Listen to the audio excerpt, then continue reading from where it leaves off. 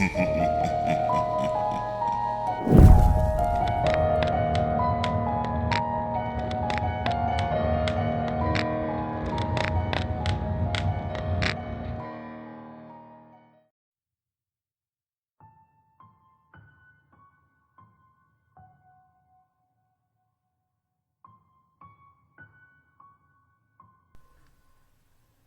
you all know, I got my computer back from the FBI. And you also all know that they took everything I had about Stitch. The case, repetitive routine, Anna, John, everything. After my computer shut off when I looked through all of those pictures, I turned it back on. I got past the loading screen and onto my desktop, but the wallpaper was different. Before, I had a picture of a Norwegian countryside, but then it was just black. I tried opening different programs, but nothing worked. Every now and then, I would think I saw something in the wallpaper move. I just ignored it. Wrote it off as my eyes playing tricks on me. The brain is extremely susceptible to tricks. Considering how exhausted and tired I've been lately, I figured my mind was just too weak to avoid the tricks this time. I began to get frustrated, so I got up to go get some water. I walked back from my kitchen and I saw a face on my computer screen. It was repetitive routine. I sat down at my computer and just stared at him. And he stared back before beginning to talk. "Hello, Ryan," he said. "What do you want?" I asked. I understand replying to him so casually might sound crazy to you people. It even sounded crazy to me, but I did it anyways. I didn't realize I was doing it at the time. I was just so tired, but oh well, what's done is done. He didn't respond, he just kept staring at me. "Tell me why you're here, or I'll unplug my computer," I demanded. "Go ahead. Unplug it." "You think that's gonna make me leave, Ryan?" he said with a slight chuckle. "Why do you keep informing these readers about this? Do they really need to know about Stitch and I? Do they really care? Can they do anything about it, Ryan?" "I'm informing them because maybe someone can help me catch him. Kill him, maybe. Kill you now, too. There's no way we can take him alive. He doesn't have any weaknesses. I've seen him get stabbed twice. He even ripped out his own rib from his chest and laughed it off," I yelled. "Everything has a weakness," Repetitive said. "You just have to look hard enough." And as he said that, I heard chains clanking. I knew Stitch was there. I got up and walked away from my computer, and as I walked away, I heard Stitch in the background.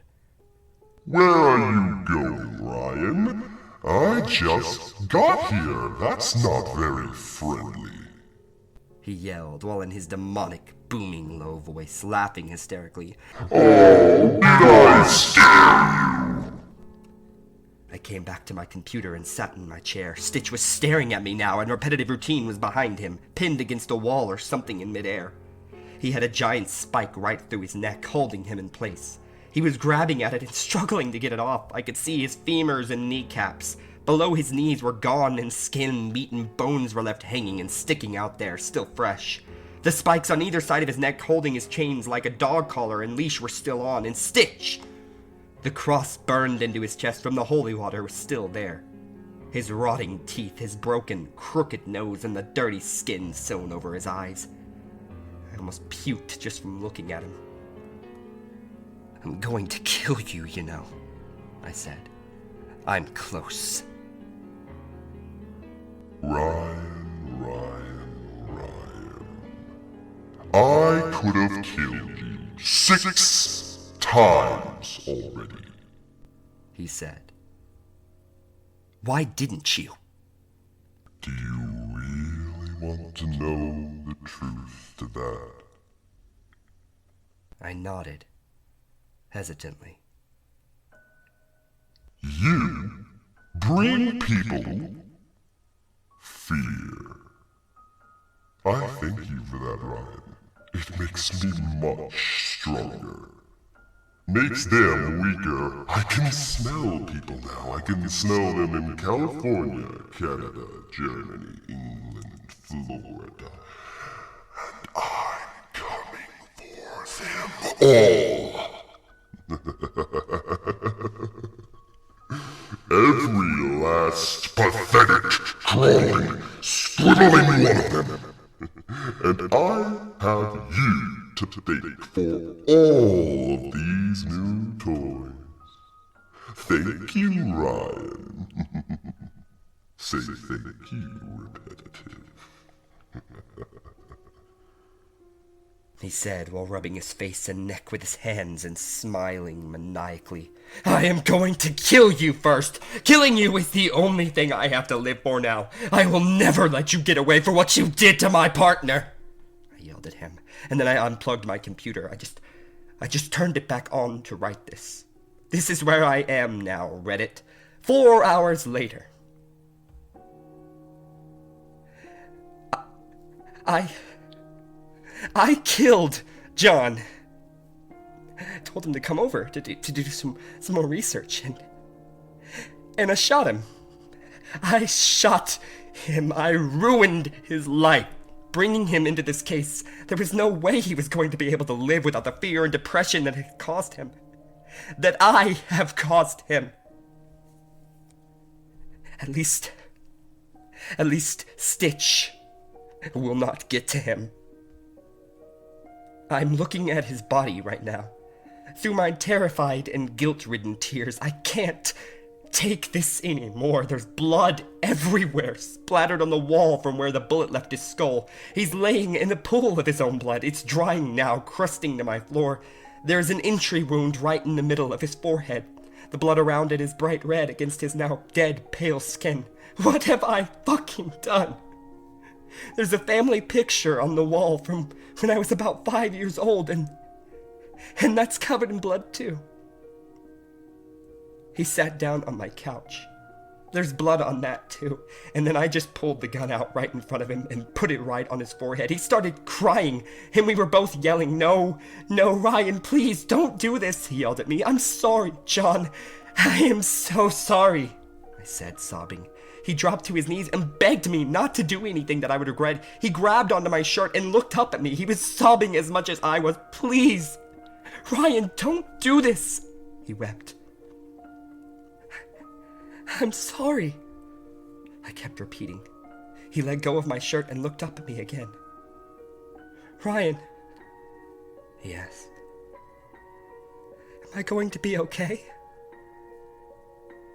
I hesitated before I said, yes. Tears kept streaming down my face. My hands were shaking and I couldn't stop crying.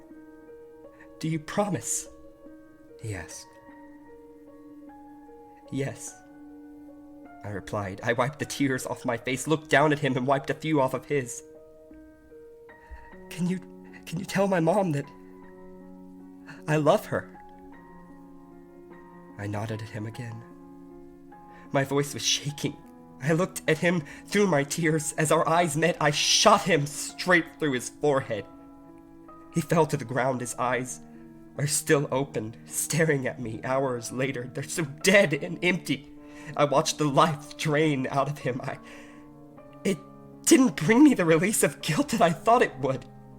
Now they're just staring at me, scolding me almost. There's no life in them now.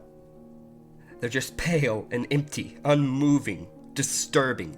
His mouth is open too, with a little bit of blood dripping out of the corner. And now, I'm going to do the same to myself. I can't live with the guilt of killing John, Anna, and Repetitive Routine, and everybody else Stitch claims from here on out. I apologize to you all. I am so sorry. I never meant for this to happen. We didn't know what we were dealing with, the FBI. They know about Stitch and everything. Maybe they will be able to stop him. I've already called the cops and told them what I did and what I plan to do. I can hear the sirens. I have the gun in my hand. This is going to be my last post. Be careful, Reddit. Stitch is still out there. Somewhere. Hunting you down. Perhaps he's even watching you right now. And you would never even know it. Goodbye.